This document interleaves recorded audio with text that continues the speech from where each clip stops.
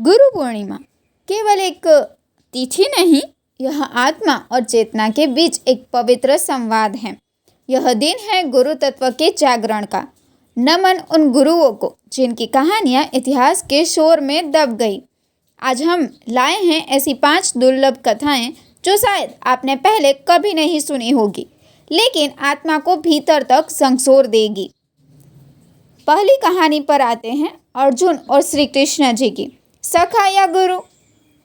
कुरुक्षेत्र की रणभूमि पर जब अर्जुन ने धनुष गिरा दिया और मोहग्रस्त हो गए, तब उसने श्री कृष्ण जी से पूछा, हे माधव, आप मेरे सारथी हैं या गुरु?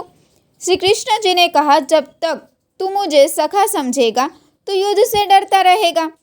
जब मुझे गुरु मानेगा तब ज्ञान से विजय होगा। जब जीवन में संशय हो तब गुरु ही सत्य की दिशा दिखाते हैं। अब आते हैं कहानी दूसरी। शिव का पहला शिष्य। सप्त ऋषियों को दिया ब्रह्म ज्ञान।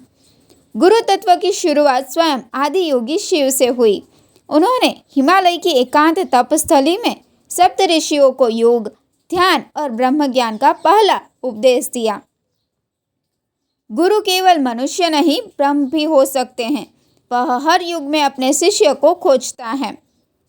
अब आते हैं तीसरी कहानी पर। रैदास और मीराबाई।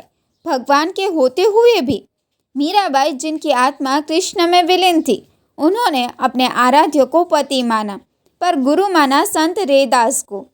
उन्होंने कहा था, बिना गुरु के भक्ति अधूरी है। भगवान तक जाने की सीढ़ी वही है। चाहे भगवान कितने भी निकट हों, बिना गुरु के साधना पूर्ण नहीं होती। अब आते हैं कहानी चौथी।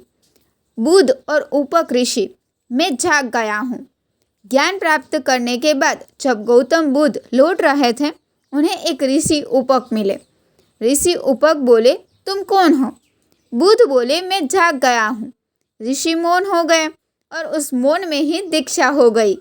गुरु की उपस्थिति ही कभी कभी दीक्षा बन जाती है। अब आते हैं कहानी पांचवी। गुरु द्रोणाचार्य का मौन दान, आशीर्वाद बिना शब्दों के। एकलव्य से अंगूठा मांगने की कथा सबने सुनी है, पर बहुत कम लोग जानते हैं कि उस क्षण द्रोणाचार्य ने मौन रहकर उसे आशीर्वाद भी दिया था। द्रोणाचार्य का आशीर्वाद कुछ इस प्रकार था, जिसने मुझे बिना प्रत्यक्ष पाए इतना सीखा, वह संसार को सिखाएगा।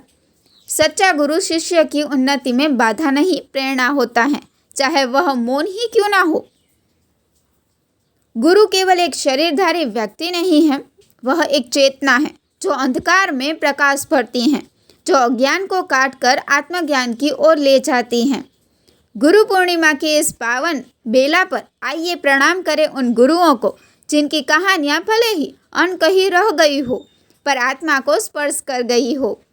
गुरु ब्रह्मा गुरु विष्णु गुरुदेवो महेश्वरा, गुरु साक्षात परब्रह्म तस्मै श्री गुरुदेव नमः। इस गुरु पूर्णिमा पर इस तत्व को नमन करें जो हमें हमसे मिलाता है। अगर आपको ये अनकही कहानियाँ प्रेरणादायक लगी हो तो लाइक करें, शेयर करें और चैनल को सब्सक्राइब करना न भूलें। कमेंट में लिखिए आपका जीवन में सबसे बड़ा गुरु कौन है। गुरु पूर्णिमा 2025, आइए इस बार उसे केवल पर्व नहीं, साधना बनाइए। जय श्री हरि। धन्यवाद।